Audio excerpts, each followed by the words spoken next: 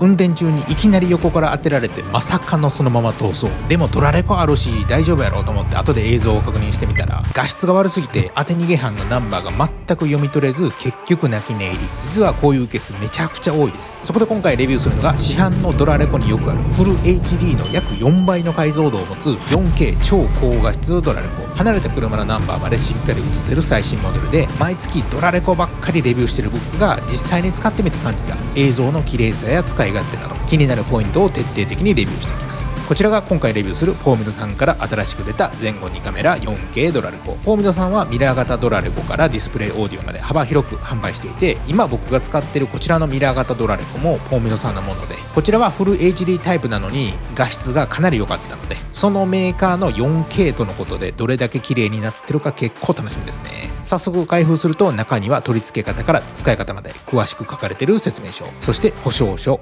車に磁石で貼るステッカー、車に貼り付ける透明シート、これを窓に貼ってその上からドラレコを取り付ければ窓ガラスに粘着テープが直接当たらないので剥がした時に糊が残らない仕様。そしてこれがフロントドラレコ。横長で液晶一体型、タッチパネルでなくボタンで操作するタイプ。この長方形の土台のところに GPS が埋め込まれているので、よくあるダッシュボードに別で貼り付けて見た目がダサくなる心配がないタイプ。その他にはリアカメラと接続する用のだいぶ長めのケーブル、シガーソケットから電源取るケーブル、そしてこちらがリアカメラ。これは最近のドラレコでよく見るタイプですね。あとはあると便利な配線を固定するパーツやスペアの両面テープ、配線に使う工具やメガネ拭き的なのが入ってます。それでは早速車に取り付けていきます。まずはリアカメラから。先ほどの透明シートを窓にあらかじめ貼り付けてからリアカメラを取り付けるんですが、取り付けのコツがあって、モニターが付いているフロントカメラに電源ケーブルとリアカメラを接続して、リアカメラの映像を見れるようにした状態でモニターで映像を見ながら貼り付けるといいと思います。リアカメラ貼り付けたけど後で映像を見たら斜めになってたってこと結構あるので、それを回避するためにもリアカメラの映像を見ながら水平に貼り付けることをお勧めします。それができたら次はフロント。先ほどと同じく透明シート貼ってからドラレコを貼り付け、フロントの時もモニターにカメラ映像出るので斜めになっていないかちゃんと確認しながら貼り付けてください。僕の場合は他のドラレコとか色々つきすぎてるので運転席側に貼りましたが、普通の人は助手席側の中央寄りにカメラ貼ってください。そうすることでルームミラーにドラレコが隠れて運転席からでは完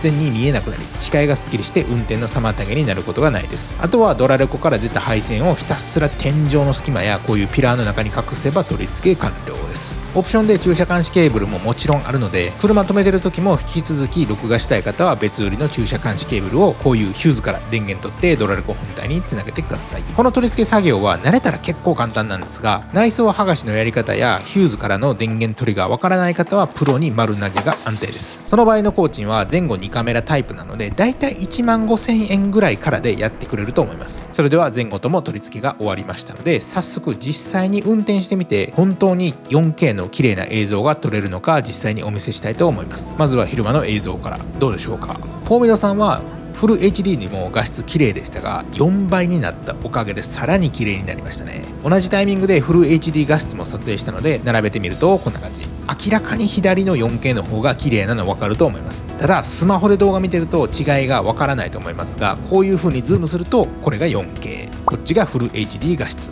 ズームしても文字が潰れないのが 4K ドラレコの最大のメリットですね。普通のフル HD 画質だと4桁の数字なら読めるけど、上の何はとか細かい数字や記号が読めないです。4桁の数字と車の映像だけでは全国に同じ車種で同じナンバーの人が多すぎて対象を絞るのが無理なので、4桁だけだとまず犯人見つからないですね。実際僕も当て逃げにあった時4桁だけ分かって警察で2時間ぐらいドラレコ映像を見せて当て逃げの犯人を警察に見つけてもらおうといろいろやったんですが、数日後に警察から電話あって頑張ってるんですけどまだ見つからないので、見つかり次第また電話しますねって言われて、結局それっきりでそっから何の報告もなく結局自腹で20万ぐらい払って修理した思い出があるので、相手のナンバープレートが全部読めることがドラレコ選びで一番大事だと思うので、これからドラレコ買う人はこれまで一般的だったフル HD でなく 4K を選ぶことをお勧めします。それでは次にリアの映像どうでしょうか。フロントに比べると若干画質が落ちた感じしたと思いますが、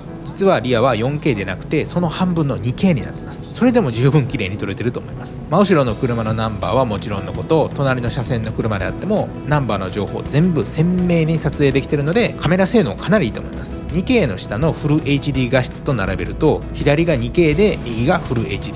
明らかに 2K の方が細かいところまで表示できてて画質が綺麗なのがわかると思います。フロントは 4K やけどリアはフル HD って撮られる子が多いところ、今回のはリアも 2K なので相手のナンバー情報を絶対に撮影したい人は今回のモデルはかなりおすすめできるかなと思います。それでは次にトンネルに入った瞬間や出た時に明暗差で映像が白飛びしないかチェックしたいと思います。どうでしょうか。今見えたと思いますが、トンネルに入ってすぐに自然と映像が明るくなったので特に問題ないかなと思います。トンネルの中の映像も結構綺麗に画面がザラザラするノイズも最小限にできてるし、普通のドラレコでは絶対に無理な追い越される時のナンバーもこんな感じでナンバーの情報を全部読めてれるカメラ性能ですね。これはソニーの最新センサースターベス2が搭載されているおかげで暗い道であっても機械的に明るくしてノイズの少ない綺麗な映像が撮影できるようになっています。今市販されているドラレコの多くは前の世代のスターベス1が搭載されているので、やはりこれからドラレコ買うならスターベス2が搭載されている最新機種を買うのがいいです。1万円ケチって全世代モデル買って事故った時にナンバーが映ってなかったら1万円どころの騒ぎじゃなくなるので、ドラレコはケチらずに画質綺麗なモデルをお勧めします。僕はそれで20万払った嫌な思い出あります。それではそのままトンネルを出ると、こちらも自然な感じで出た瞬間に画面が白飛びするとかもなかったので、ちゃんとソニーの最新センサーが働いている証拠ですね。それでは最後に夜間のドラレコ映像を実際に見ていきたいと思います。どうでしょうか。夜の雨降りという一番見えにくい状況にもかかわらず相手のナンバーははっきりと撮影できてますね。窓に水滴がついてるとそこが若干ぼやけますが、ワイパーかければ全く問題なく撮影可能です。次にリアの映像。雨なんで晴れの日に比べると水滴のせいで後続車のヘッドライトがカメラに当たって、全体的に白くなってるのはありますが、真後ろまで来ると全く問題なくナンバーの全ての情報を読み取ることができますね。フロントが 4K、 リアは 2K なので悪天候で夜という最悪のコンディションでも綺麗に撮影が可能になっています。ちなみに晴れの映像がこちら。水滴がない分さらに綺麗に撮影できてますね。雨の日の映像と比べると全体的に光をさらに抑えて撮影ができていると思います。やっぱり雨の日は窓ガラスに水滴がついて対向車のヘッドライトや信号や街灯の光が窓の水滴に反射して晴れてれば映らないであろう無駄な光が入り込んでしまいます。あとは水滴が邪魔してそこだけピンポイントで映らなくなるので、そこが雨の日の問題点ですね。さっきも言いましたがワイパーを使えば大丈夫ですが、たまにリアのワイパー取ってる人やそもそもリアワイパーない人が多いと思うので、ワイパーレスの人は何かしらの対策考えないと雨降ってたらリアの映像をきれいに水滴ゼロで撮影するのは難しいかなと思います。ただこのリアワイパー問題は Amazon で売ってるこういうフィルムなんですけど、これをリアカメラを貼り付けた外側の窓に貼ることでサイドミラーのガラコみたいな感じでその貼ったところだけ一切水滴がつかなくなるので、リアワイパーレスの人はこの超撥水シートを貼ると夜の雨という最悪のコンディションでもちゃんと撮影ができるようになります。なので悪天候であっても全く関係なくソニーの最新センサーや新型カメラのおかげで綺麗に撮影できるので、事故った時に相手のナンバーが映ってなかったってのを防ぐことができる最新モデルです。撮影した映像は全て SD カードに保存され、それを抜いてパソコンに挿せば映像を確認できて、動画の中に位置情報、速度、時間が表示されるので完璧な証拠として使うことができます。もちろん最近ではパソコン持っていない方もいると思うので、スマホとドラレコを Wi-Fi で接続してアプリから録画した映像を確認することができて、必要であればそのままスマホにそのデータをダウンロードすることも可能。